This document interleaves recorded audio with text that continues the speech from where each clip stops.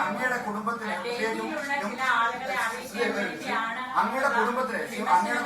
വേണ്ടിയാണ് അങ്ങ് ചില കാര്യങ്ങൾ അജിത് കുമാറിന് വിട്ടുവീഴ്ച ചെയ്യുന്നുള്ള അൻവർ ആരോപിക്കുന്നത്. മാത്രമല്ല മരുമകന് വേണ്ടിയാണെന്നുള്ള ആരോപണങ്ങൾ വരുത്തി. ഇത് എന്താണ് പറയാനുള്ളത്? എന്താ ഞാൻ പറയാ? അതിന് എന്താ പറയേണ്ടത്? അല്ല, ഇങ്ങള് പറ, ഞാൻ എന്താ പറയേണ്ടത്? അല്ല, അതല്ല, അൻവർ എന്ന് പറയുന്നത് ഈ തുടങ്ങുമ്പോൾ തന്നെ നമുക്ക് എല്ലാവർക്കും മനസ്സിലായല്ലോ. നിങ്ങൾക്ക് മനസ്സിലായിട്ടുണ്ടാവും നല്ലതുപോലെ, എനിക്കും നേരത്തെ തന്നെ മനസ്സിലായില്ല. അല്ല, തുടങ്ങുമ്പോൾ തന്നെ നമുക്കും അതിനെ പറ്റിയൊരു ധാരണയുണ്ടായിരുന്നു. പക്ഷേ നമ്മൾ ആ ധാരണയല്ലല്ലോ പ്രകടിപ്പിച്ചത്. അദ്ദേഹം ഒരു MLA ആണ്.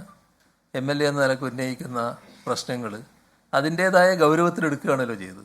അതിലൊരു ഗൗരവക്കുറവും കാണിച്ചില്ലല്ലോ. അതിൻ്റെ ഭാഗമായി അന്വേഷണത്തിന് സംവിധാനങ്ങൾ ഒരുക്കി.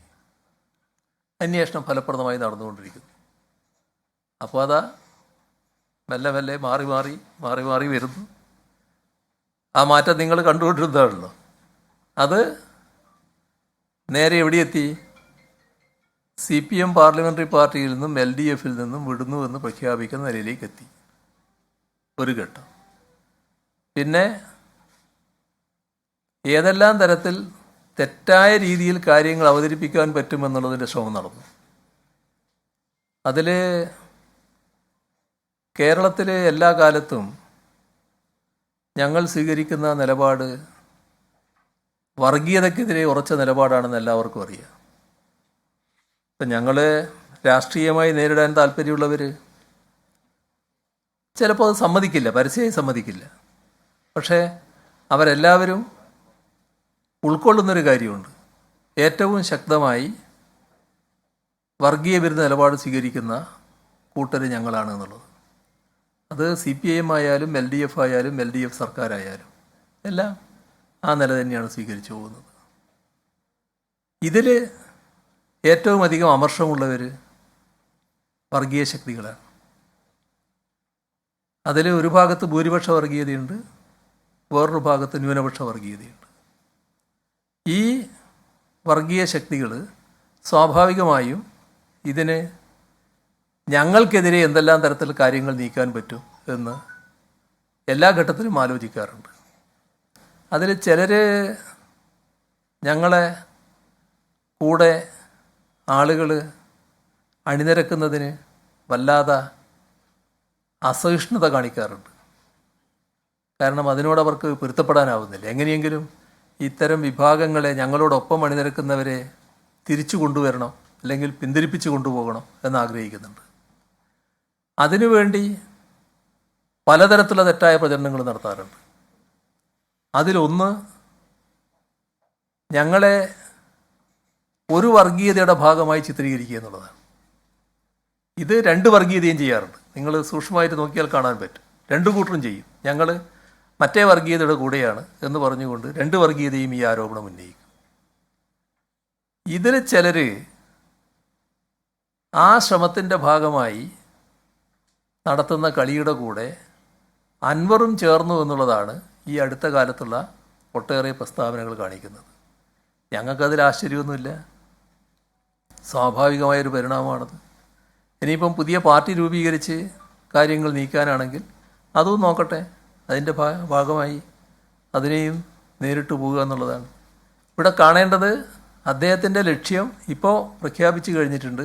അത് CPIM-ഉം LDF-ഉം LDF സർക്കാരുമാണ്. സ്വാഭാവികമാണ്, ഇതിൻ്റെ എല്ലാം പ്രതീകമായിട്ട് നിൽക്കുന്ന ഒരാളാണ് ഞാൻ. എനിക്കെതിരെ ചില ആക്ഷേപങ്ങൾ ഉന്നയിച്ചു എന്ന് വരും. അത് ഒരുപാട് കാലമായിട്ട് ഉന്നയിച്ചുകൊണ്ടിരിക്കുകയാണല്ലോ.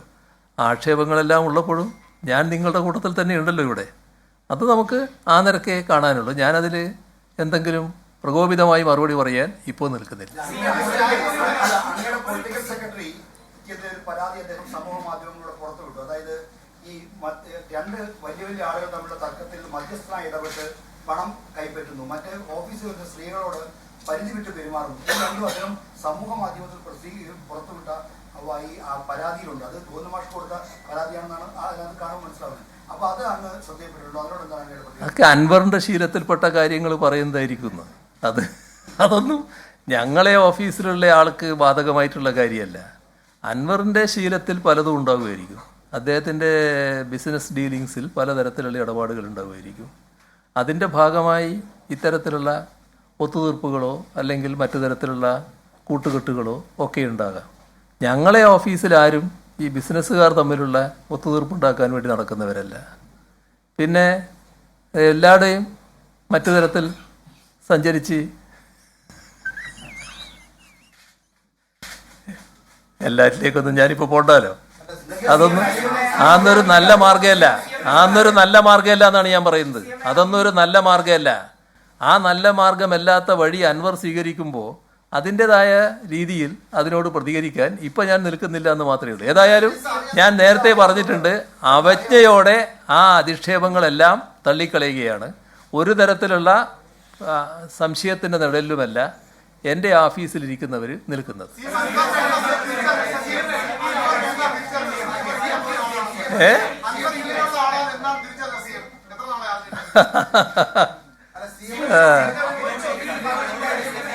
ശരി, ബാക്കി നമുക്ക് പിന്നെയാകാം. പിന്നീടാകാം. നിങ്ങളെല്ലാവരും കൂടി ഇങ്ങനെ വളരെ ശബ്ദമെടുത്ത് പറഞ്ഞുകൊണ്ടിരിക്കുകയാണ്.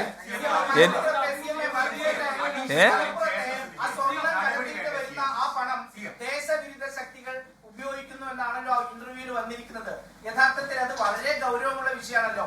CM അത് ചിരിക്കാൻ മാത്രമാണ് ചെയ്ത മറുപടിയിൽ. അതിൽ എന്തെങ്കിലും അന്വേഷണം ഉണ്ടാവോ? ഈ സുബ്രഹ്മണ്യനെതിരെ നടപടി എടുക്കുമോ?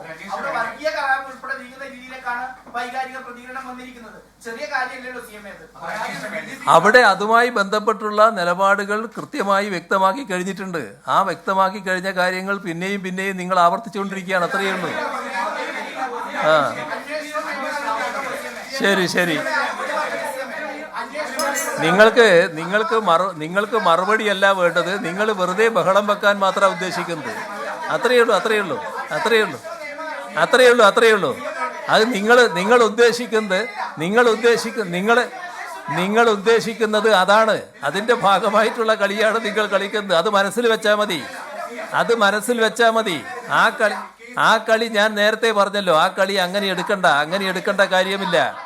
ഇവിടെ കൃത്യമായി കാര്യങ്ങൾ പറഞ്ഞു കഴിഞ്ഞിട്ടുണ്ട്. ആ കാര്യങ്ങൾ കൃത്യമായി മനസ്സിലാക്കാൻ നിങ്ങൾക്ക് സാധിക്കണം.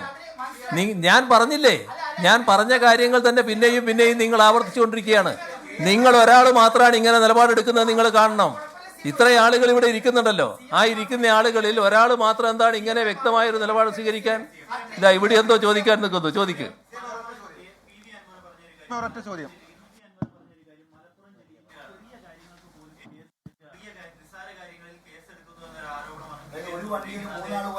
അത് പിന്നെ കേസുകൾ വരുന്നത് എങ്ങനെയാണെന്നുള്ളത് അതിൻ്റെ വിശദാംശങ്ങൾ പരിശോധിച്ചാൽ മാത്രമേ പറയാൻ പറ്റൂ. പക്ഷേ മലപ്പുറം ജില്ലയിലാണ് ഏറ്റവും കൂടുതൽ കേസ് എന്ന് പറയുന്നത് ശരിയായ കാര്യമല്ല.